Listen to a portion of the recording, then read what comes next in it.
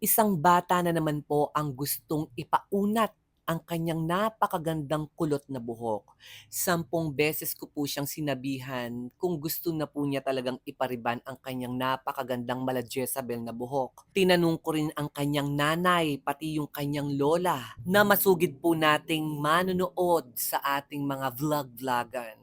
10 beses ko rin pong inulit sa kanila kung talagang paririban po niya talagang kanyang napakagandang kulot na buhok at ang sabi po nila, wala na silang magagawa dahil kagustuhan po ng kanyang anak. Dahil gustong maranasan ni baby girl na lumilipad, nasusuklayan at bagsak na bagsak ang kanyang buhok. Kaya naman po pinashampoo na po natin at nilagay na po natin yung #1 cream na pangriban po natin. At wag po kayong mag-alala mga madamdamin dahil safe na safe po ang gamit po nating mga products dito sa Regine Bernardo Beauty Salon. Binabad lamang po natin ito ng at least 45 hanggang 1 oras po. Depende pa po yan kung luto na po talaga ang buhok ng ating client o hindi. Basta't alalay lamang po at lagi po dapat natin inispray ng tubig para iwas rubberize po ang buhok ng ating mga client.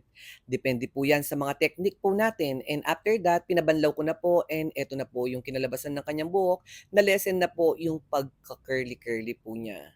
So after that, diretso na po tayo sa pagpaplantsa at yung plancha po natin is using U-Lady Hair Iron at syempre tansyahin po natin yung temperature po niya. Pwedeng 180 hanggang 210 degree yung temperature po ng init ng planchang gamit po natin.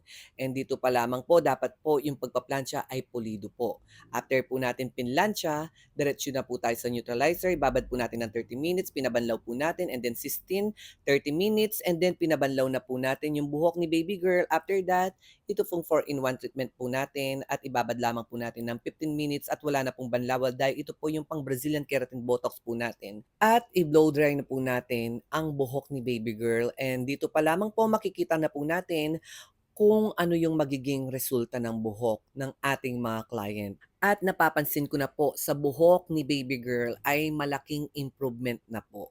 So eto na po yung kanyang buhok, yung pinaka-natural blower lamang po, wala pa pong plancha yan. Kailangan ko rin po siyang gupitan sa dulo dahil madalas po, dulo po talagang nagdadry ang buhok po natin. And dito na plancha na po siya at nagupitan na po. 3 days pong hindi maliligo si baby girl ng kanyang buhok.